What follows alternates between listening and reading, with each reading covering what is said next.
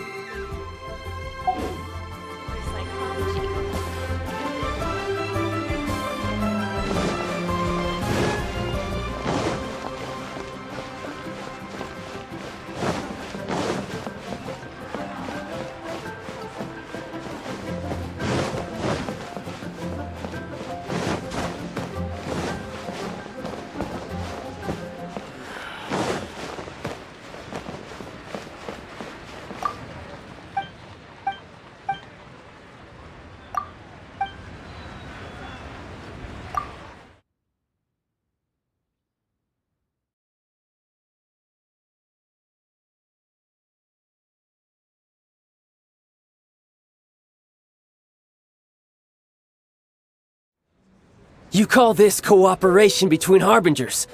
Cooperation involves communication, you know. Don't take it to heart, child. Besides, aren't you happy that you got to skip the formalities and bring chaos to the land?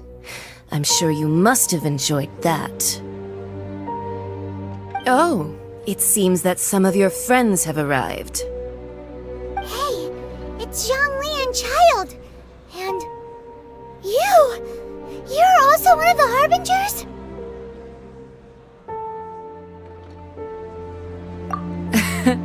It's you two. I believe we've met once before. In the city of Bards, was it? I'm glad you still remember my name. Ah, right. I imagine that it must have been rather hard to forget watching helplessly as something precious was snatched away from your friend. No, don't let her get to you! You've yet to gather the powers of all 7 elements, and our last battle at the Golden House was almost more than you could handle. So it might be best to keep things peaceful this time, seeing that 2 of the Harbingers are here. Well, if it isn't you two. This is our first time seeing each other since Liyue was nearly wiped off the map. This is certainly a bit awkward, wouldn't you say? Paimon knew that we should never have trusted a Fatui Harbinger.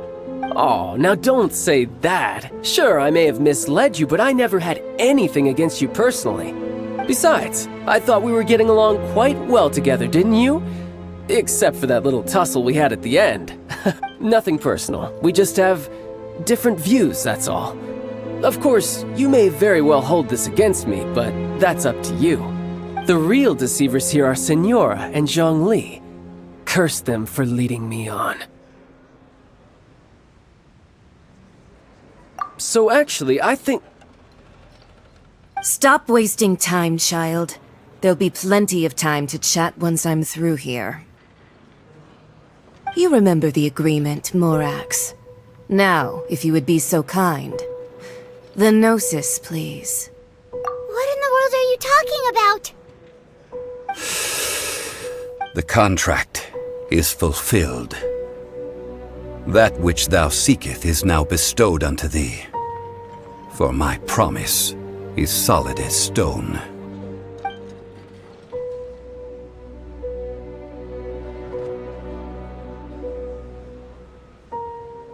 How sanctimonious.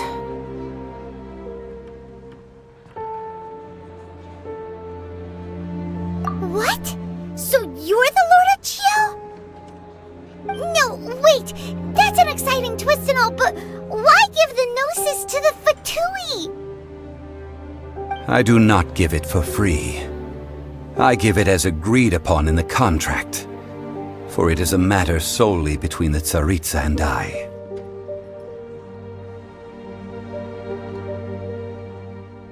Yeah, you don't think you went a little bit too far with that whole fake death thing?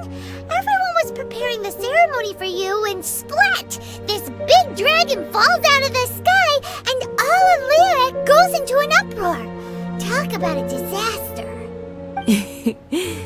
Gathering all the forces that had been bubbling behind the scenes, and then stirring them together in a pot that was bound to boil over. That's what he wanted to see. Am I right? Wait, what? Perhaps it's best that I explain. As you know, I've dwelt upon this world for more than 6,000 years. I witnessed the founding of Liyue, together with the Adepti 3,700 years ago. Even boulders that can withstand whirlpools will erode with the passing of time.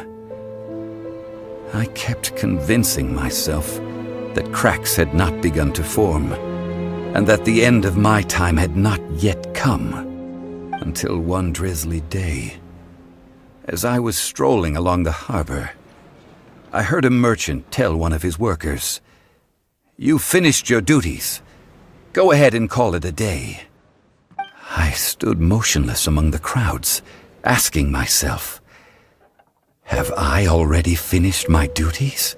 Oh, Zhongli. But as I began to consider relinquishing my divine role, I soon discovered that many reasons still remained to not hastily depart. Was Liyue, the city I had dwelt in for so long, already prepared to enter its next age? I decided that a test was needed in order to reveal the answer. So I feigned my own death, and gathered the cast of Child, the Adepti, and the Liyue Qixing to play their roles together on the stage that was Liyue.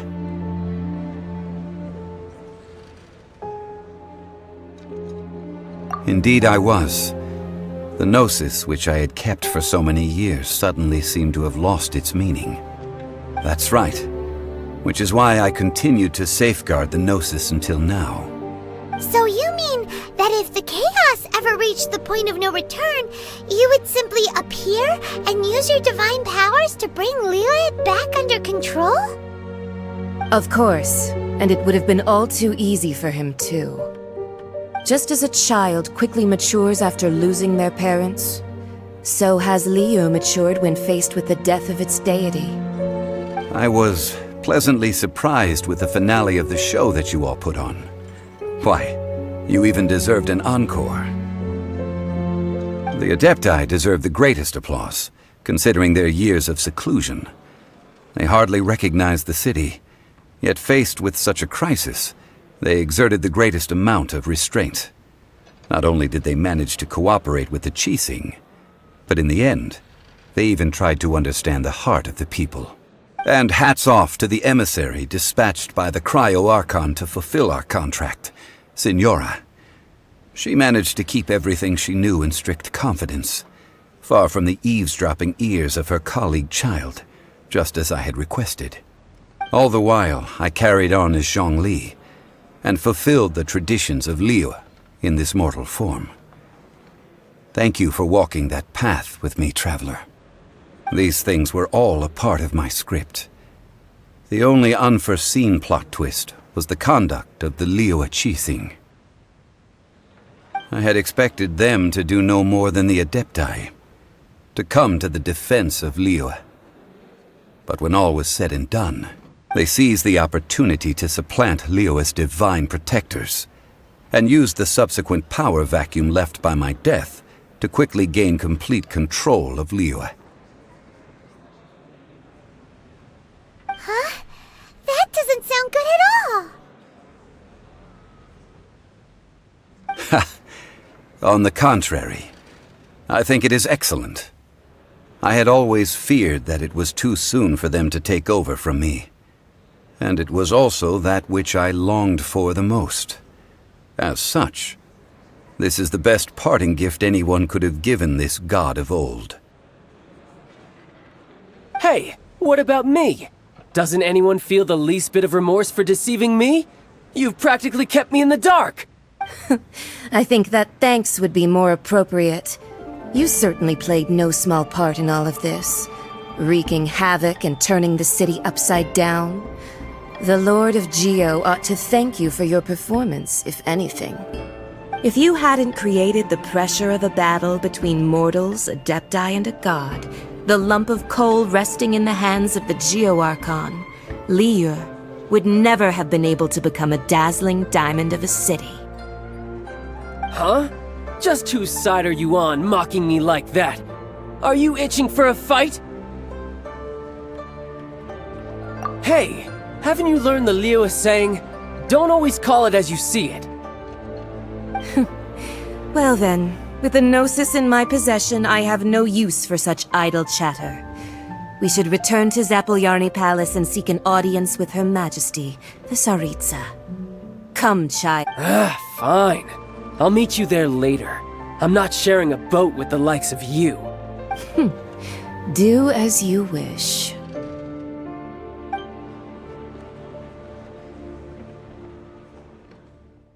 Now then, is there anything else you wish to ask me?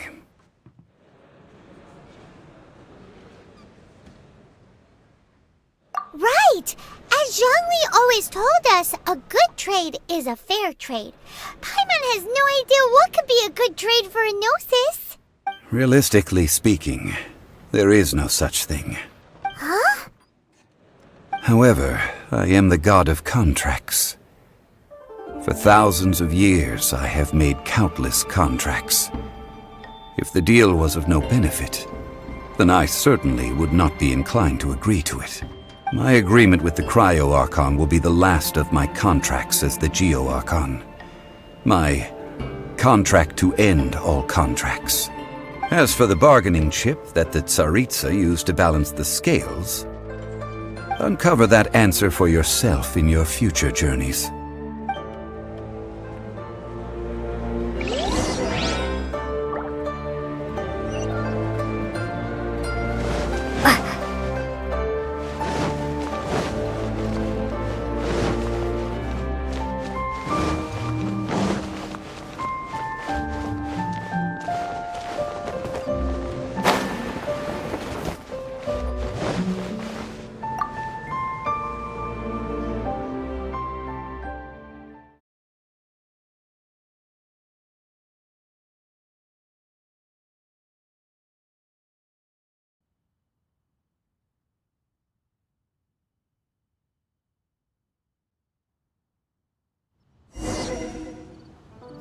Today's the day of the rite of parting.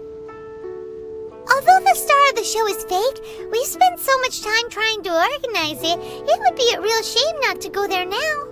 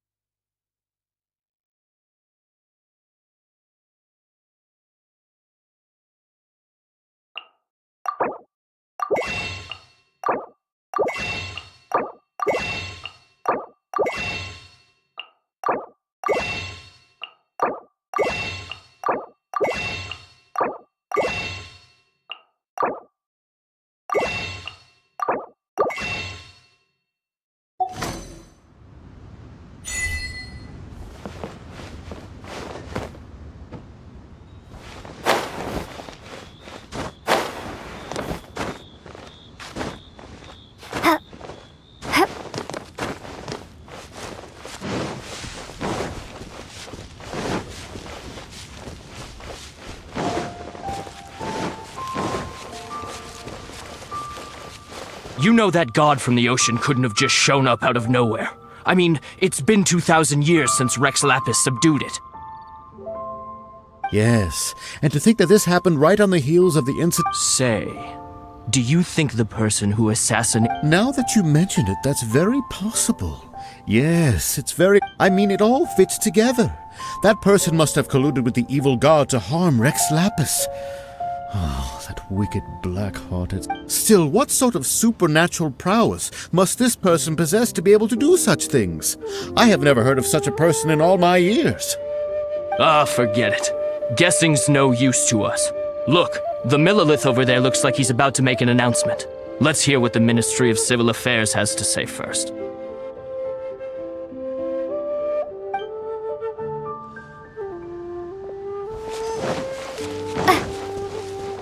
Well, since we're going through with this rite of parting, I guess it means that those rumors hit the nail on the head.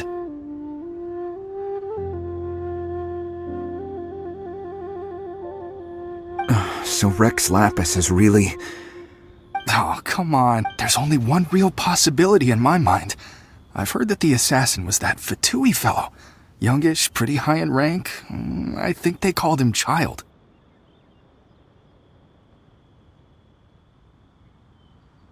The Fatui? They certainly are very suspicious.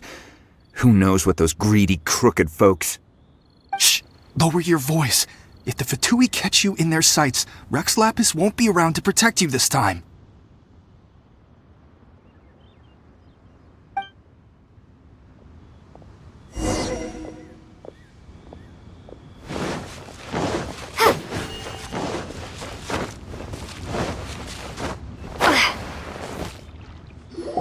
Hear ye all!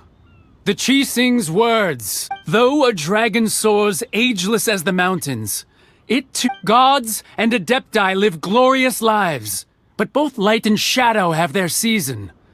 So too must they face rumors and hearsay abound on the streets that Rex Lapis was murdered, having been thwarted in his trial.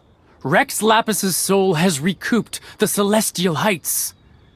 Nor are they to believe street-born rumors or indulge in baseless speculation.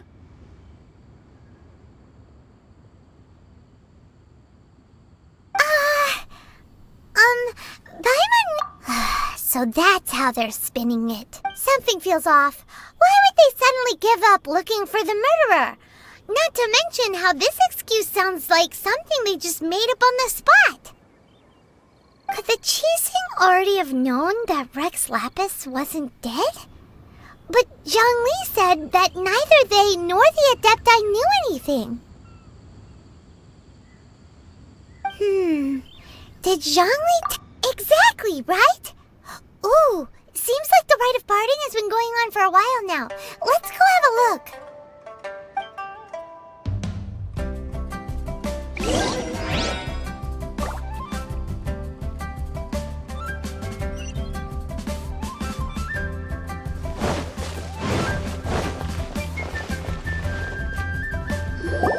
Look, it's Ningguang and Keqing. Are they saying something? Are their speeches over?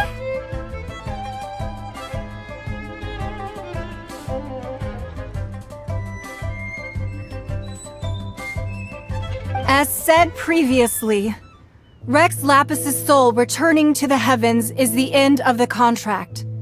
And it is also the end of an era. 3,700 years of contracts burnt and reduced to ash. We, the people of Liyue, were indeed prosperous. But blinded by our prosperity, we forgot that time can be pitiless. The long, unending dream of our Archon walking among us. Now that we have awoken from our dream, we must learn to say farewell. Will you stand with us as we re-establish our contracts? As we build a new age of prosperity? So concludes the words of Her Eminence the Tianquan. Does Her Eminence the Yuheng have anything to add? Huh? Is she looking this way?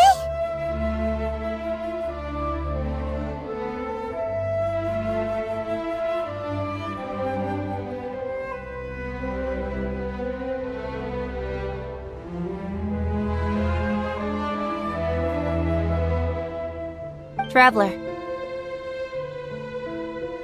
Yikes! She really is looking our way! Is that the traveler who they say defeated the ancient god?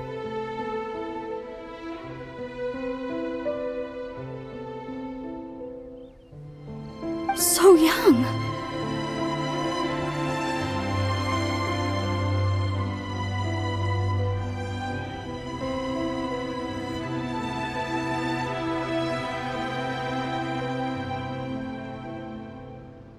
The Liyue Qixing always repay their debts.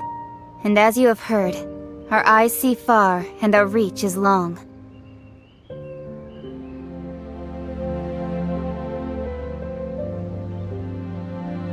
Name your price. You deserve that much.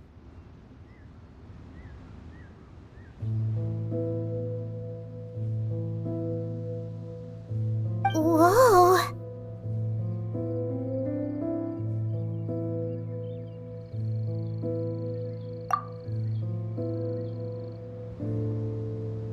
Well, could you help me put up some missing person posters?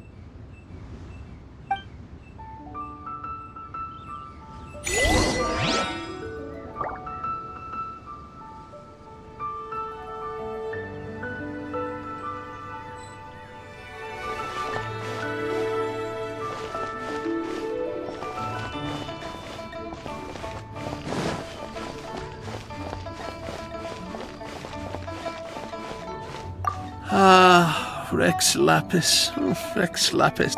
Perhaps.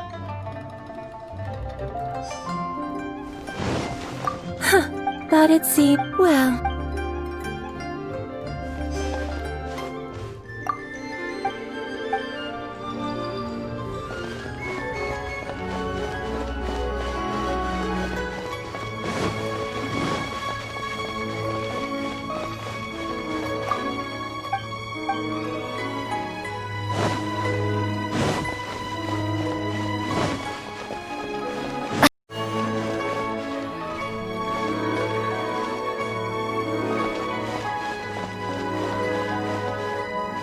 Roping you. Hey,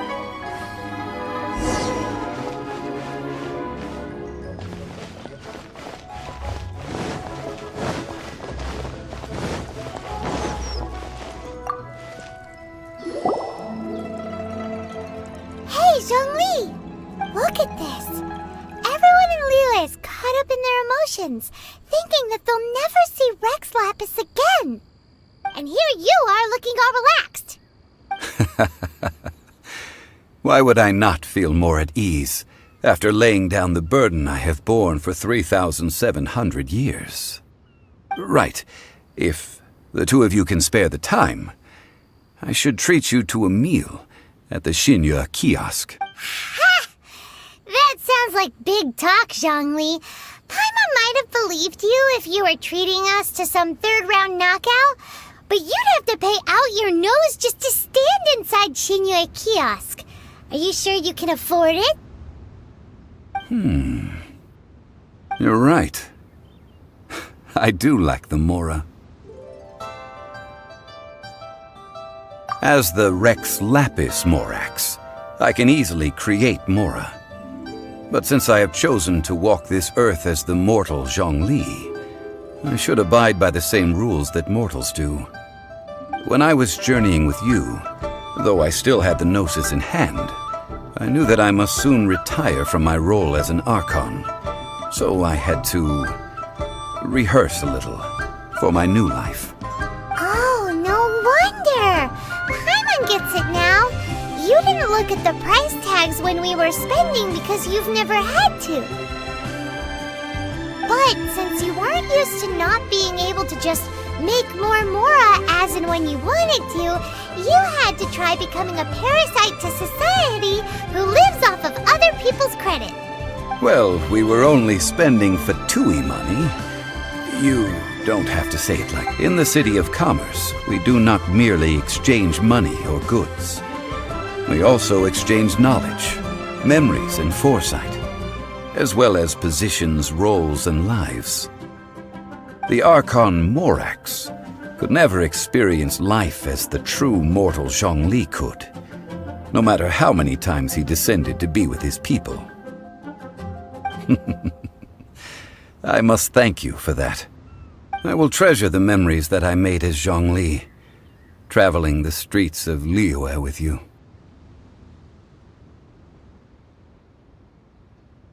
That is true. But there is no journey that does not end. No meetings without partings. Paimon thinks that we should make a move and continue our search for the Seven.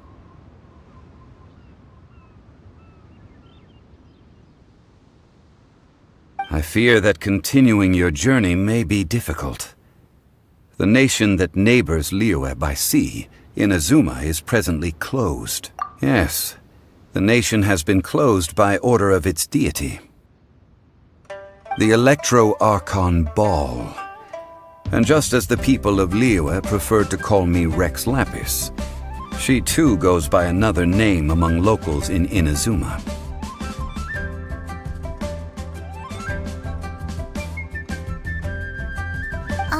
Paimon thinks we've heard that one before.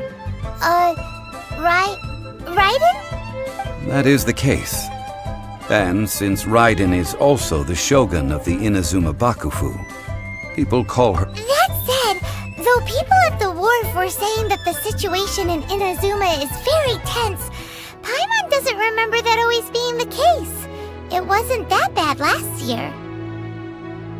Zhongli, since you're Rex Lapis, shouldn't you know something about what's happening there?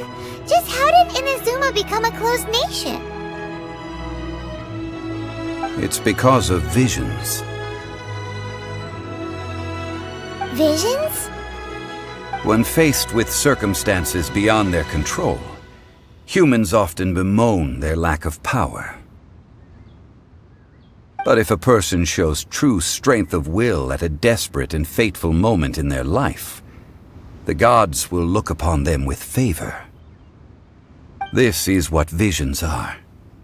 Magical foci bestowed upon those who have been acknowledged by the gods. Uh-huh. That's how people in Teyvat see it.